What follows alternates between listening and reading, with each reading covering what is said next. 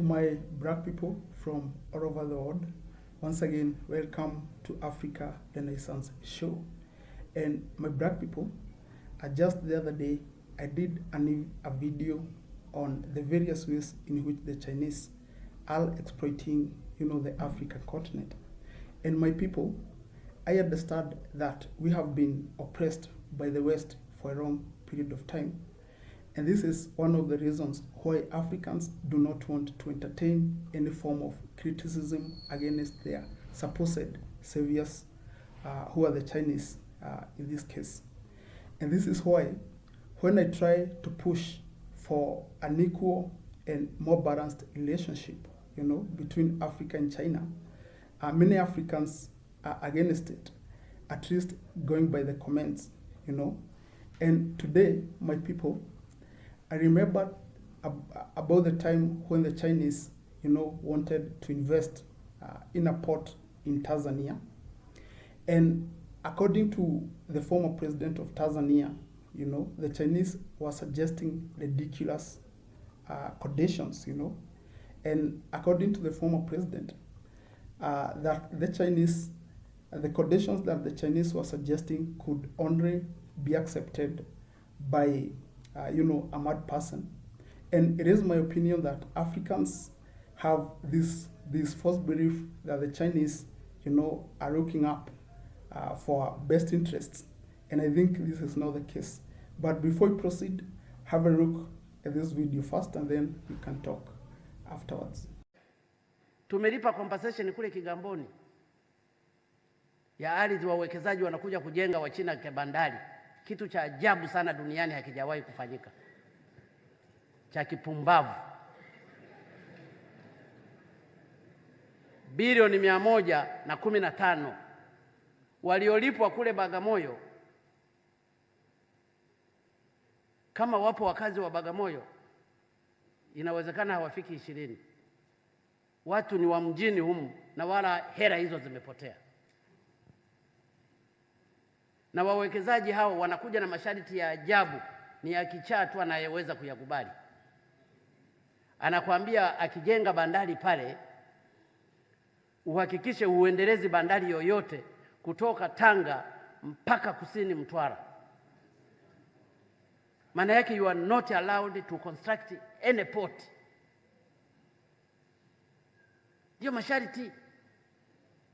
Wanataka ukishawapa pale, huruhusiwi hata kwenda kucollect revenue. TRA mnaisema iko hapa, hairuhusiwi kukanyagwa pale wakishafanya investment. Wanatakiwa uwape guarantee ya kwanza bila kuwauliza miaka 33. Lakini ndio nawaeleza sasa.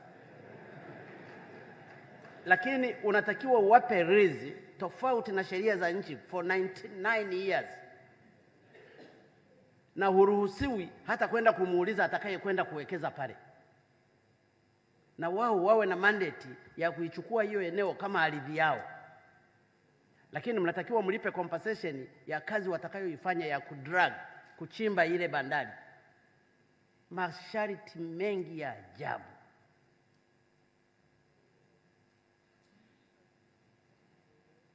Kwa hiyo najaribu kuzungumza haya ili kusudi sisi wa Tanzania tumechezewa mno miaka mingi. We are supposed to change.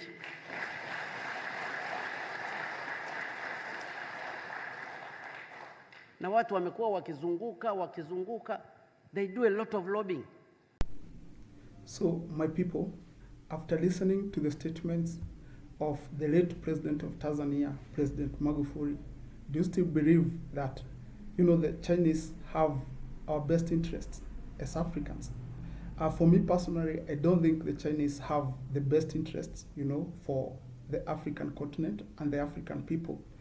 And what I would like to say, especially to government representatives in various African countries, is that whenever you are in a position to negotiate with a deal with the Chinese, you're supposed to raise your guard, because for the Chinese people, it is all about making profits and making money for themselves.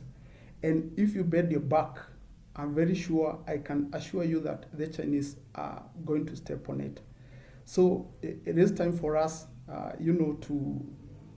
to look at our best interest, just like the Chinese do, and raise our guard when discussing with the Chinese. And my people, as you have heard from the president of Tanzania himself, he describes ridiculous conditions that were being suggested by the Chinese. This is relating to a port that the Chinese were seeking to invest in Bagamoyo. This is one of the areas in Tanzania. And he discussed various conditions given by the Chinese, and the first one was that Tanzania was not allowed to invest in any other port in Tanzania for a period of more than 30 years. And mind you, Tanzania is one of the few countries in the African continent that has the biggest coastlines. And now China was making a demand that they are not supposed to invest in another port, for a period of 30 years, And this was made, this was in an attempt, to prevent competition to the Chinese port. And the other condition that was given by the Chinese was that they wanted to be exempt from payment of taxes in the port. And what this means is that, they wanted to carry out their operations in the port without having to pay taxes. So the Tanzania revenue authorities were not allowed, to set up shop in the port itself. The Chinese also went further and requested and demanded for a guarantee of 33 years, for the project. They also were requesting for a redress, for the property where they were supposed to put up the port, and this was supposed to last for a period of, I think, 100 years, and they were also demanding that the port, once constructed, be treated as part of the Republic of China and not, as being part of Tanzania. The Chinese also went further and they wanted, to be paid compensation, for digging out the port, and as a result, the late Tanzania President Magufuli, rejected the deal by the Chinese. And the question that I have for you, my people, is did development stop in Tanzania when, the then president of Tanzania drifted away from the Chinese? No, the answer is no. This is because the SGR, there is an ongoing standard gauge railway line project in Tanzania. It is supposed to cover a distance of more than 1,800 kilometers. And currently, as we speak, phase one of the project is more than 90% complete. And this project has been done in joint cooperation with the Turkish, And this proves my point that, we don't have to do business with the Chinese. The Chinese don't have to build infrastructure for us, We are now living in a multipolar world, and if the Chinese are not willing, to build infrastructure for us, or they have impossible conditions, there are various options. Now, Tanzania's SGR project, phase one is more than 90% complete. And there is another big project that Tanzania is investing in, and it is a hydroelectric power project in Tanzania. It is known as Julius Nyerere, hydroelectric dam. And as we speak, it is 100% complete. It is going to be one of the biggest dams in the African continent, and it has been constructed by joint cooperation between Tanzania and Egypt. The dam is going to, generate approximately 2,100 megawatts of electricity, and this makes it, one of the biggest infrastructure projects in the African continent as we speak. My people, the other way in which China is taking advantage of African countries is by encouraging poaching. And what you have to realize is that, you know, the Chinese people and the Chinese Republic have this tendency of placing medicinal significance on body parts of their species. And these are species like elephants, you know, pangolins, yeah? And what has happened in the Africa continent is that China provides a ready market, you know, for elephant tusks, you know, and this has led to an increase of poaching all around, you know, the Africa continent. And if I may give an example, in the 1970s, the Africa continent had more than 1.4 million elephants. But now, as we speak, we only have, I think, 400,000 elephants in the whole of the Africa continent. Now, elephants are an endangered species, you know, and what you have to realize is that most Africa countries are quite weak, you know, because you find many Africa countries are experiencing wars. And China understands this fact 100%, and it is taking advantage by, you know, encouraging poaching, yeah, so that they can gain access of these rare species.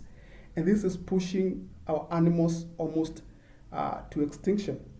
And here, what you have to realize is that tourism is the biggest source of revenue for various African countries. Yeah, this is where we make most of our money from. And if the Chinese, you know, exterminate our elephants, if they exterminate our pangolins, you know, aren't they pushing us to a desperate position because we depend on tourism to earn money? Yeah, this is because tourists come from all over the world, you know.